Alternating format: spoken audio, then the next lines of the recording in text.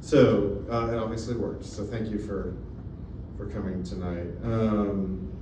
So yeah, this is really interesting because the reason that I'm part of Owsley Fork is because of what happens in this book. So I'm now married and have 3 stepchildren, and it was quite a journey to find them.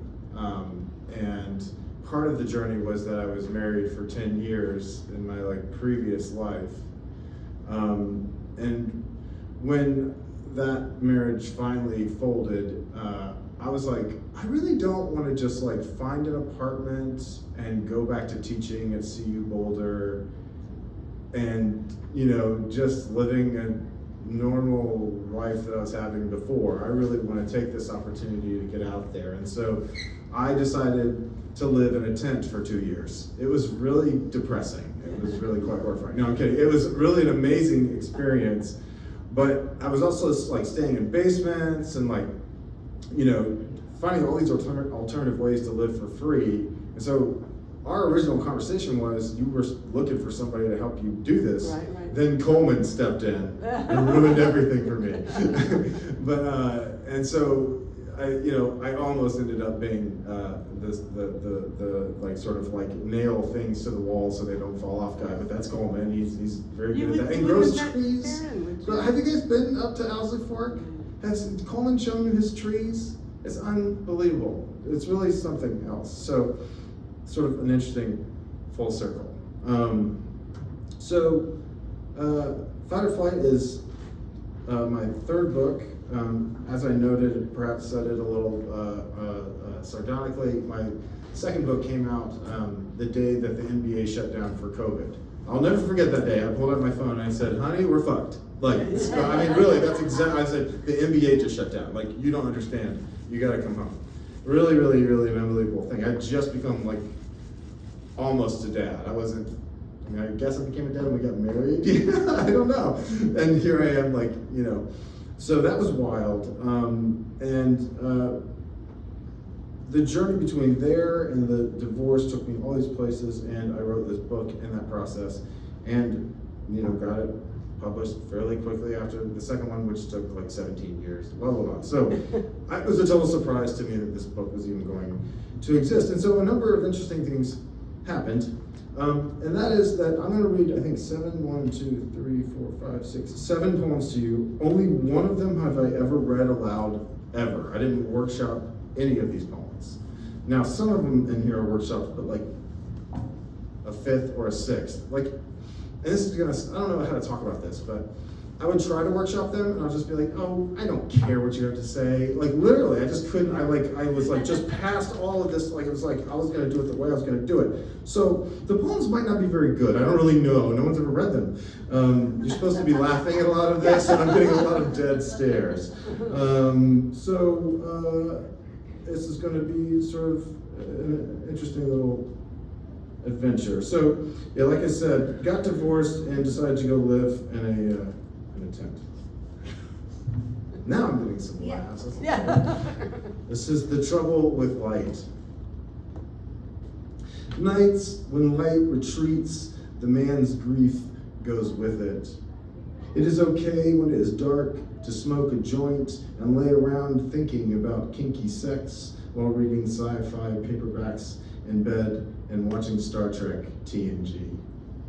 None of that's true, by the way. It didn't happen. Soon he will be asleep and dreamless.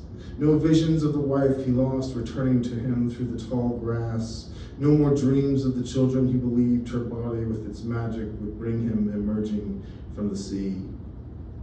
Nights he could be the only person on earth, let alone in this 12-person Walmart tent pitched on a friend's property in Illinois, a twin mattress dank with the musk of her wet dogs to lay his head on, a broken lamp to read by.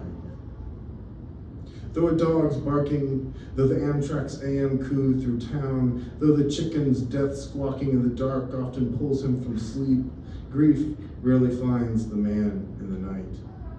This is the trouble with light, the range of vision it brings. the children he imagined, their names, the baggy sweatshirt and jeans she wore the night they met, the last words she said to him, "I love you. I will always love you." You know, it's funny, in the car we put this list together and she read the poems to me so I could be like, let's see if this works. And when when she finished that, I sort of paused. I thought, should I share this? I said, do you want to know what I thought when you said that line, I love you, I'll always love you? She goes, what? And I said, fuck you. I hope you don't love me now. Anyway, it's so bitter, so bitter. Come on, that's mature. Be mature. Okay. Useless human things. The external hard drive housing 12 years of photographs, a decade of marriage finally dies, and there's nothing to do but dig it a private grave and drop it in without a sound.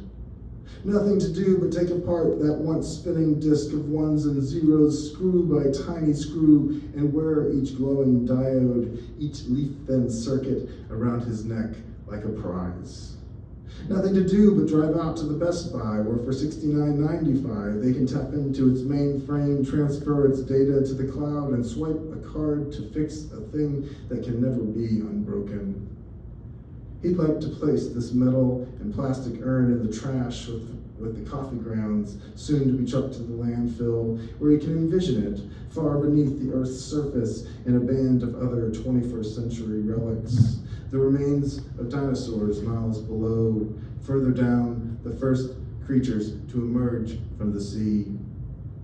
This external hard drive, a black box of memory in his hands, of the extraterrestrial excavator who, having dug it up alongside a flip phone, a coffee mug, a pair of perfectly good boots, turns it over a moment, inspects its ports clogged with mud, and taps on its shell to see what lives inside, then tosses it aside with a huff in a pile of all the other useless human things.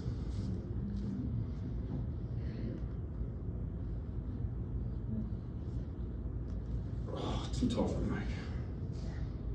So, I had a couple of goals.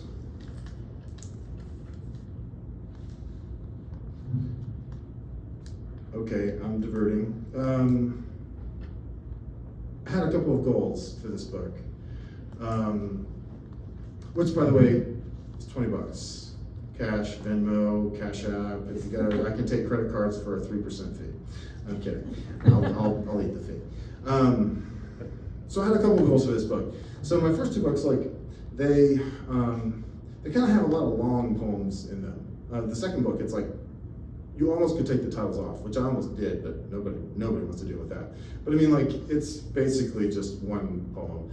The first book is more divvied up, and yes, there are one-page poems in there and such, but they're very operatic is sort of the way to put it. They're long, they're big, they're loud, they're, well, kind of like me. They're just sort of like, pay attention to me, you know, it's like, you know, I was neglected as a child, please love me, you know, it's like that kind of, these poems are nothing like that. My goal was to write smaller poems that were like simple and easy, but I didn't, you know, like Frost, I wanted to turn to whoever he said this to. Who's that famous literary critic who was like a fascist, that guy? Ezra Pound? Thank you. He said, don't think of me simple. You know, like that was what I wanted. I wanted it to seem simple, but like for there to be a lot to see into them, which is really hard to do. Like I find it fairly easy to do that when you've got a lot of words to work with, but when you're trying to keep it to a page, it's like, how do I say something meaningful and still maintain my poetic self? And one of the things I used to say, and this sounds like an insult, but it's really not, is I wanted my mother to read them and be like, oh, this is so lovely. And to, you know, I want my mother to understand them. I don't think my other books are that complicated, but she thinks they are. So anyway, that was the goal. And then I'm gonna read a poem about her. Because Linda, that thing you said about like, yeah, whatever. Anyway, I'm gonna go for that. She's not here. Facebook Live is. Oh, okay. It's okay. It's okay. First swim. In the one story my mother tells, I see my mother realize she's heard nothing from me, her toddler, for too long, when she rises from her lawn chair by the city pool in the sun to see her little boy in the clear, chlorine blue, one of my arms raised as if waving. In the one story my mother tells about me, she dives into the water full clothed in overalls to pull me from the warm deep I slipped somehow, blessedly, heavenly, gratefully into. She cradles me in her arms as she rises from the water, dripping from her like rose, my mother, a dark-haired Venus, placing her son on his favorite blanket next to the green plastic stegosauruses and palms, as she coos at me and weeps and weeps. Oh, how I wish she loved me so well in the 40 years hence, or had taken a touch longer to realize she'd lost sense of me, her boy.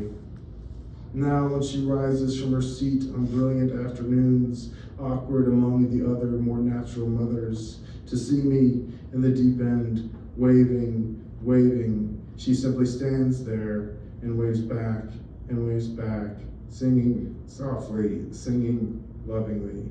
Goodbye, my boy, goodbye. Well, that was a terrible idea, and I'm crying. Okay. All right. It's a new enough book, I don't know where the poems are. So you have to sort of hunt around for them, I was at this reading once at AWP, and Mark Strand was reading before like 500 people. And he never found the poem. Like, he literally just gave up and moved on to the next one. It was pretty hilarious. He said something that it's gotten away from me. He was an interesting poet. Rest in peace. Okay, I'm gonna read. I've got like 2 or 3 longer ones in here. I did want to have a few longer ones. I'm gonna read one of those, and I have read this poem aloud once. So there you are. Raising the Dead. The first time he buries his dead pet bird, the boy digs him up 2 nights later. Think March in Tennessee, the calls of spring peepers and AM rain. Like a god, like a father, like a lover, the boy had lorded over Bud, short for Budgerigar, that house bird known for human speech. He and his father purchased from the pet store between the Sir Pizza and Goodwill just days before to ward off his loneliness. The boy began with the Webster's pocket, clearly enunciating the day's vocabulary, the particulars of each word's pronunciation.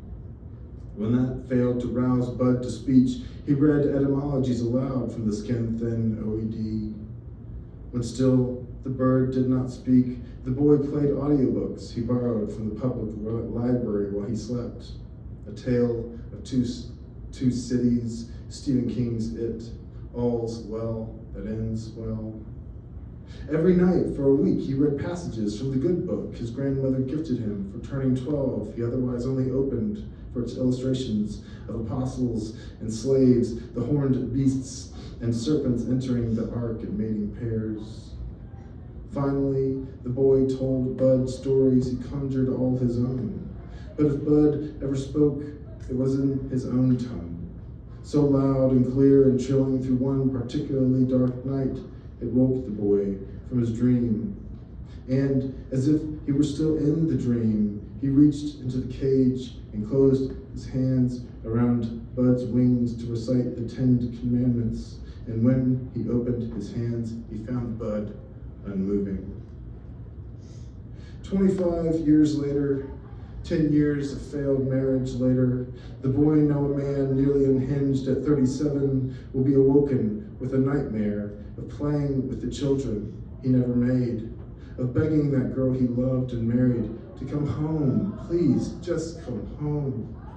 He will tiptoe as the boy he once was, through the eyes of the man he has become, in the way things can only be in dreams, past his parents' bedroom, down the hall, and out the front door to his mother's garden, where he and his father laid Bud to rest. The man-child will kneel before the white cross of 2 orange sickle sticks and a twist tie. He will reach into the rain-wet soil to lift from the earth the $1 General Tupperware in which he placed Bud's broken body. He will crack open the lid of Bud's plastic coffin and will begin with strange motions of his hands like wings. Then he'll click, his tongue will whistle through clenched teeth. Does he believe he can match the whines and coos of a bird no longer breathing? Does this man believe that if he calls his ex-wife, she will answer? How to make a dead dream flare back to life? Why else come here in person or nightmare? Why else cup the ones we have loved and lost so sweetly in our hands?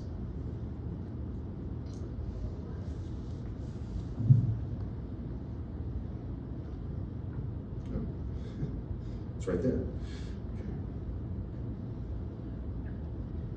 Oh man, I don't know, honey. This reading is so sad. Should we get more positive? You want more positivity? We're up for it. You're up for it? Yeah. So you're supposed to say yes, more positivity. No. Okay, fine. Yeah, I was getting into it too. Go for Yeah. it. Okay, this all works out. So this is mercy. When finally he tells the infant girl he's met so often in his dreams, I will never watch you take your first steps, my noodle neck. Yeah, it's more positive. I will never watch you take your first steps, my noodle neck. I will never learn to change your diapers, my stinker do. I will not watch you learn to smile while hovering over you in bed in that cabin in Indiana with your mother, your beautiful mother. My little Looney Tooney, for I can take no more. The man's bunny bop, his honey bunny crawls to him in her onesie with the snaps. She climbs into his lap, and he reads to her favorite book, and he sings to her favorite song, and she buries her head in his chest, and her heart flutters in its brilliant cocoon as she coos and coos herself to sleep. Yeah, I haven't had any practice reading that at all. I could do better than that. But that actually, the one thing I love about having children is all the names you get to call them. Like butt fungus is definitely one of my top ones. Wackadoodle is so common that we have like a routine. Like if you call me Wackadoodle one more time, and you go back and forth. With Celie, Celie's our daughter. I call her all the like honey bunny, stinker do. It's just it's totally dorky, but it's fun. Yeah. Puppies, it happens with puppies too. Puppies, yeah, puppies work. Yeah, you can do that with puppies. You don't need children. You can do that with puppies. No need to have any more children, okay? We're all good. Tell my wife that, please. All right.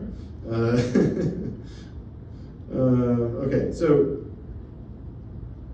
this, about a year and a half ago,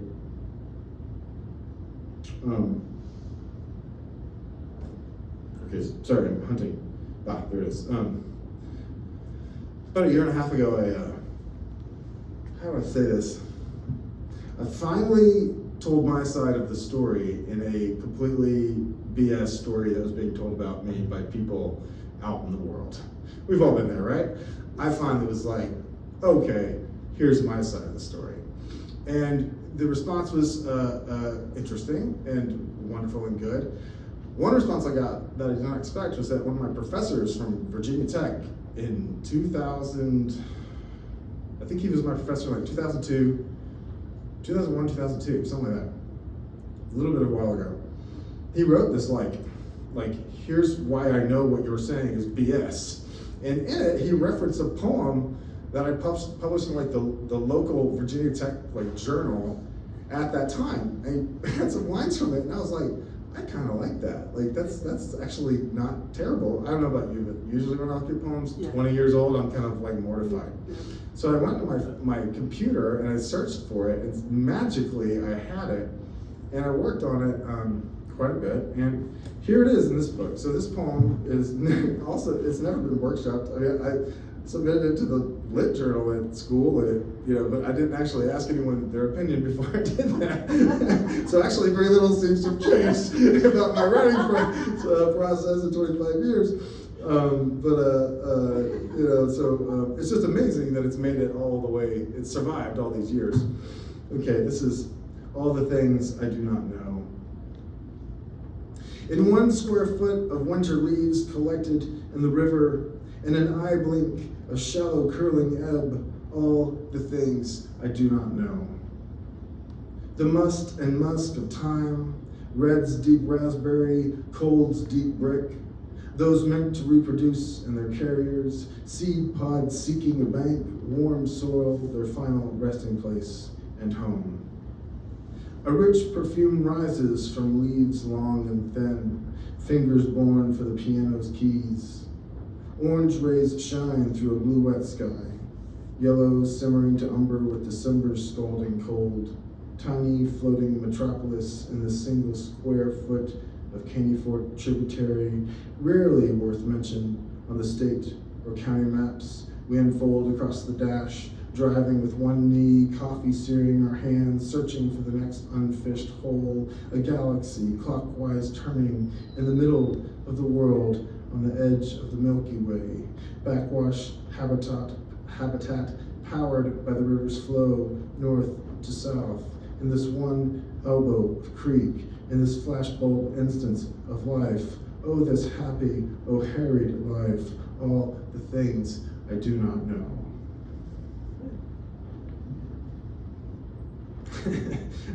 Was it worthy of survival? The jury is out. We just don't know. This is a two-poem warning. I stole that from Robert Wrigley. He's been doing that for years, and every time I steal it from him, he manages to find out and give me a hard time about it. So I know I took it from you. Relax. It's like flattery or something. Okay, so we're gonna. I can't believe it. I'm like, why am I telling you any of this? But particularly before we get it's like setting you up for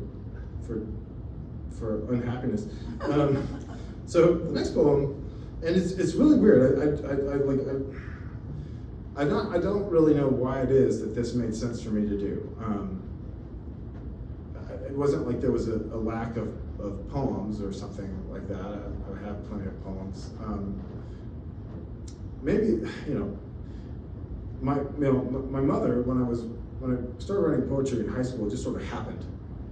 Like, quite literally, just bang, I was writing poems. She would read them and usually proofread them, and then didn't seem to care for them much. But there was this one that I wrote. I wrote this in Jen Harmon's class. So this is 1999.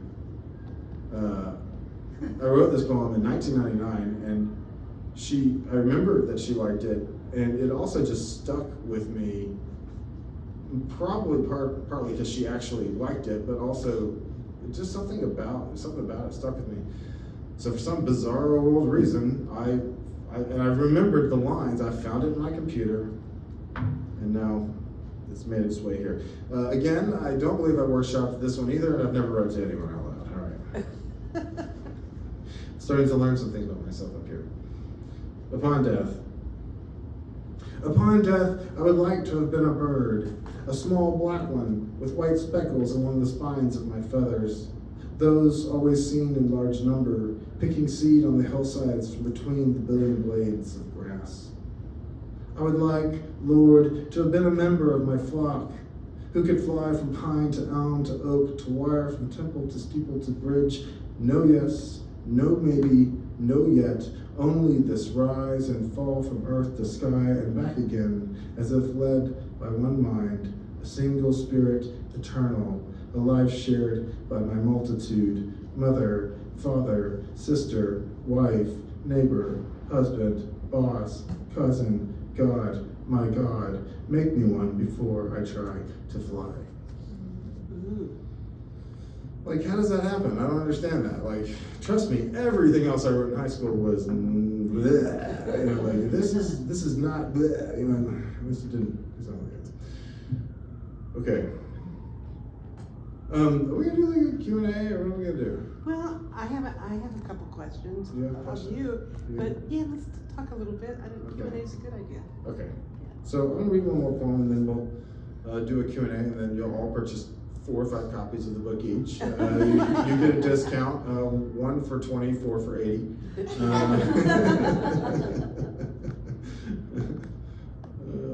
Okay. Making sure Well, say something about your publisher, or like. Oh, I like mean, who like, published the book? Well, I mean, like, if you want to sell books, you got to say more about your book. Okay, well, Linda, I'm sorry, I sorry. got a plan. Why don't you Okay. talk about the last book? Yeah, really. Okay. We've got I'm notes. debating our finish here. No, this is good. This is good. Okay. Thank you again for being here. Night terrors. I know my lover has awoken from nightmare when she leaps from bed and runs for the door as if she is escaping her father. I've learned to wait for her return, out of breath and chill with sweat, having placed her hands on the children's chest to check their breathing in their cribs before slipping back beneath the covers with me. Her breasts, her back, her hair, her heart, that man, that evil man, where she places her head on my heart and breathes in and out and in and out until she falls again to what I pray are beautiful dreams. Yeah. Thank you. Woohoo.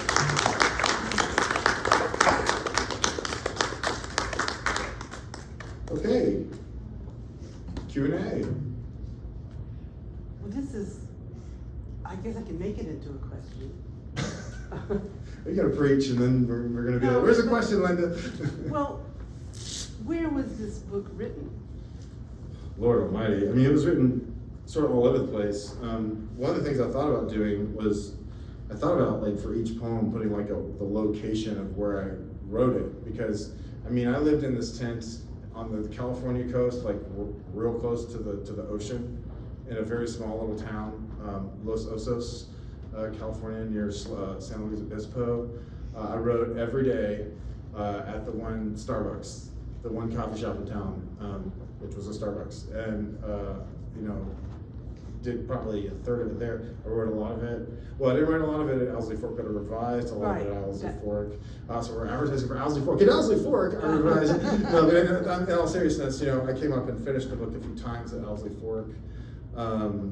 I had a pretty serious medical thing happen to me a couple of years ago, and ended up in the hospital and was just sort of stuck there. If you've ever been in the hospital, you get sort of stuck. Yeah. And I was like, guys, I'm fine, let me out of here, but you know, I had to be like monitored. So I said, all right, look, can you bring my book to me? And they were like, well, yeah, sure. So I brought the book, and one great thing about hospital rooms is they have a lot of floor space that's not really used when people aren't, you know, running in and out trying to save you or anything. So I like laid the book out page by page, and I'd already arranged it at Owsley Fork, and then I completely blew that up, which is, this is part of the process of putting a book together. It's, for me, it's very intuitive, and I worked hard against narrative and chronology, and in the hospital I made it narrative and more chronological. but working against that enabled me to write poems. I really wanted people to just open up the book and read. Just like, oh, I'm on the toilet, I'll read this one, you know, and then I'll go about my business. Like, why start at the beginning? And that doesn't make sense, particularly if it's in your bathroom. You know, so again, you know, you can have one for your bathroom, one for your other bathroom, one for the bedroom, your sunroom.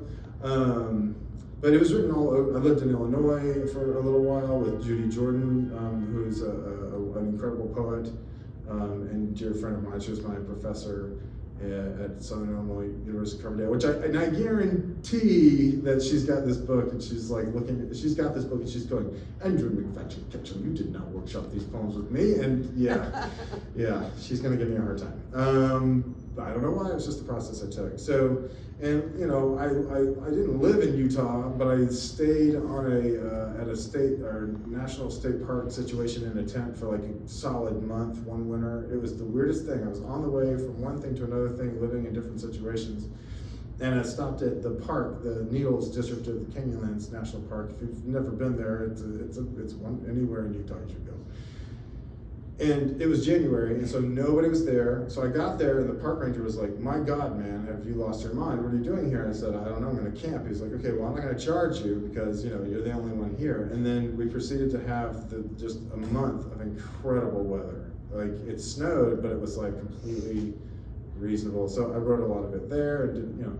So, and then all in between, you know, at the Indiana cabin, where I used to have another little residency thing that I worked out for myself at another cabin. Yours is much better, but you know, all over the place. Yeah. Other questions? The Q&A is very bad without questions. I could just start giving answers. 6'4"3/4. Michael Jordan. All right, this is simple. All right. So if you want short poems, but you have more material, can't you just make the lines wider? Yes. Yes, obviously you can do that.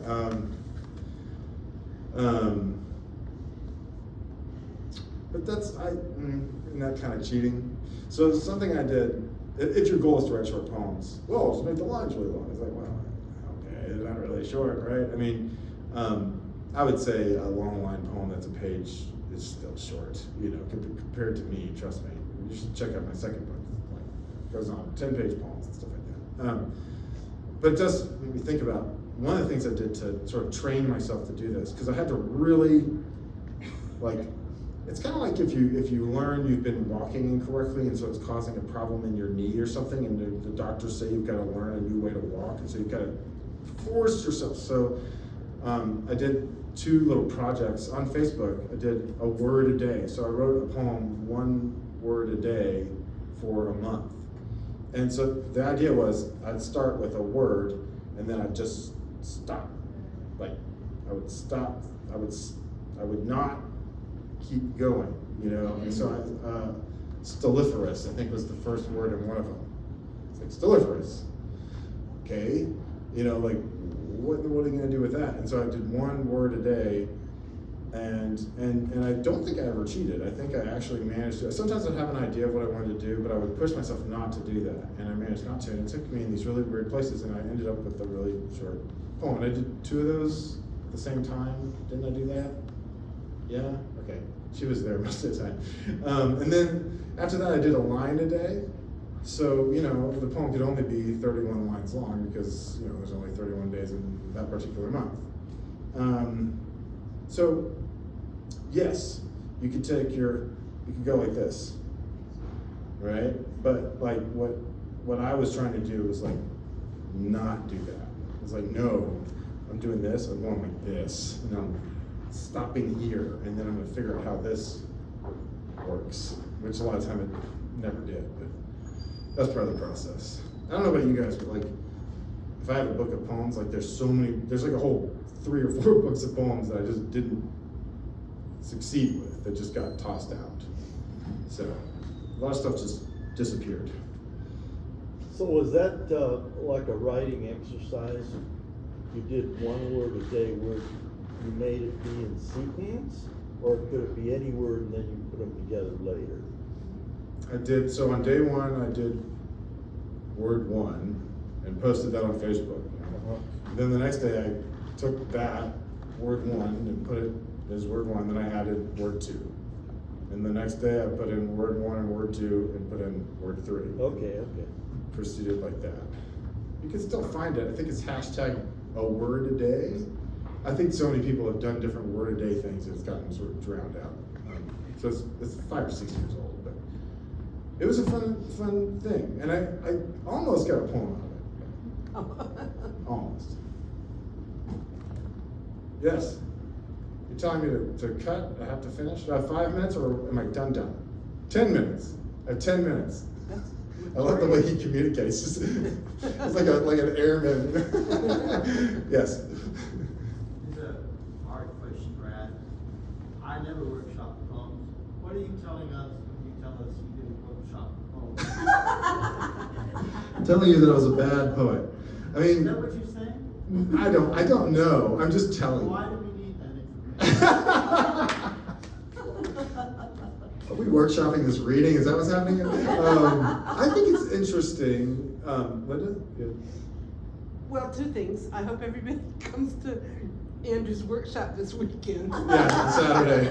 Oh. Yeah, I think it's full, but yeah. Yeah, I'm sort of joking there, but I just found out recently, there's a whole school of thought in a couple books written about teaching poetry without workshopping.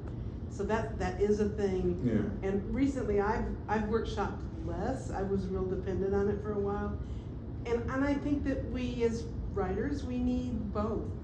We need Sure. independence, Why not? and I think I'm very, very influenced by the workshopping I have done. Yeah. But I mean, for the personal story that you were telling, you probably wanted a lot of privacy in writing all of that. You didn't want to chunk it out and analyze it and start and restart. You wanted to just.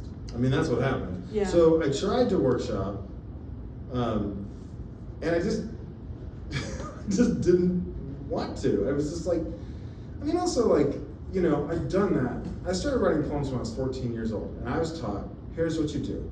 You write a bad poem, you go get it workshopped, you go revise it, you get it workshopped again, you go revise it. I've been doing that, you know, when I was writing this book, I was 37. So what's that, 23 years of the same process. So I think the answer is I just wanted to engage in a different process. And I think, this is so lovely. You know, like I'm totally free of the creative writing world. It doesn't matter what I say. I think I just don't care what other writers have to say about my poems. Not anymore. I just don't care. Like, I know that they're not terrible. If they're not great, neither are yours. I mean, let's be serious here. How many poems out there are freaking great? I don't know, there might be one in here, there might be none. So I just don't care anymore. I kind of wish I cared a little bit now that I think about it, but I just don't. Maybe it's a phase, I don't know. Yes? This is kind of personal. I'm curious, did the 2 years on the road have a big effect in your poetry? Or is it just another phase of your life? Well, I think if I had been living somewhere solidly fixed, I probably would have been workshopping. So there's that. Right. I don't think it would have been bad to workshop these poems. I think if if I took this book right here and was like, Linda, put your commentary on it, it'd probably be better, right? I don't have a problem with that. I just don't care that much. What I really care more about with this book was like the raw, like, here's how I really feel. I mean, this reading and this conversation right now is pretty raw because I'm tired of the nonsense that goes along with sending my kids to summer school. Oh my God, or summer camp. None of them are going to. They're perfect children. No, but like, do you know how hard it is to get your kids registered for summer camp? It's insane. I'm tired of the nonsense of, oh my God, can you guys believe we have another election for the presidency coming up? We have to go through that again. It's traumatizing every single time. So, like, I just wanted to just put myself into the poems, which are mostly in the third person, which I've never done before. And I couldn't tell you why I did that here, but it worked. So it has something to do. So yeah, I think that moving around, not having a group that I could just go to and say, help me with this, and really I had to work the poems out myself. Like I didn't have, I couldn't go to a group of people and say, hey, help me with this. Because I suppose that's like the workshop thing. Ultimately, the good thing about workshop is that they help you with the poems. So yeah, it had a huge effect. I like to joke that I think this is relating to your question. I think we'll see. I like to joke that I'm retiring. that like I'm a retired poet. Like I'm good. Like, I don't feel the need to write any more books. I also don't feel the need to go and live in Utah for a month by myself anymore. I want to go with my wife and kids. Can we go do that sometime? That'd be really great. Yeah, yeah. I think we have time for one more. Can you talk more about writing in the third person? Because I noticed that, and it made me want to try doing that more. Just write in the first person, just change it. What made you do it? I mean, so one, you can do it that way, but two, you can also go ahead and write directly in that, and that's probably more of the meaningful. It's more meaningful when you write the poem to begin in third person. Now, why is that effective? Okay, so when you write first person, what's happening is you are putting the reader back behind these eyes, in between these ears, behind this nose, behind this mouth, and behind this body. So like, you know, when you walk around, like you're seeing it like this, right? It's like a little, like, what do you call those video games that my stepson loves to play that I can't stand? First person something, something. Okay, so you don't have a lot of objectivity if it's about, if the speaker is you, and I mean in these poems it clearly is. So you don't have a lot of objectivity about that person. You're you, right? I don't know about you, but whenever I'm in an argument with someone, I'm always right? Because I don't have any objectivity until I step back and I see that argument in third person. I don't know if that happens to y'all, but I live like me and Karen, every now and then we get in a good old fashioned husband-wife argument. Well, after I've proven that I'm right about everything, you know, and so is she, I'll step back and I'll like see us talking, and I'm like, oh, well, gosh, you know, I've got a point, she's got a point. So when I was when I was writing a lot of these poems, I wanted to see myself like stepped back from myself. Some of them are in first person. I don't really understand why. Like 3 or 4 of them, I don't. This book is a little mysterious to me, probably because I didn't workshop it. I would suggest doing it. I like the poems a heck of a lot more in second person or third person. In fact, you should take one of your 8 copies that you're taking home tonight, and you should just go fill it in with I and read them again. And you can sort of see the difference. It helps to, you know what I mean, like play around to see the difference. Okay, one more, and then we're. Now I'm gonna cut you off. Okay. Because otherwise you're not gonna have time to sell any books. Oh, we have to do that, yes. I'm gonna pick a number out of this basket here. Okay, everybody watch so they know I'm not cheating. We all know that you've got your own number in there. Guy with sunglasses. I get free 2 weeks at the. 2 weeks. The number is number 9. Number 9. Number Hey, 9. ah! So if you need to connect with Linda, or you can, Linda B at Brian's editorial. We'll just email you. And we'll check we've got 2 different calendars, so we'll check them, and we'll get you 2 free nights at the sanctuary. You're gonna love it. It's amazing. It's amazing. And I want to shout out one thing about, you know, you've been talking about not workshopping and all that kind of stuff, but he does have a university press who stands behind him, who's published now, your second book? My second book, yeah. And so, I mean, I think it's pretty impressive that you have a press that stands behind you. So, you know, never say never. You'll probably have another book.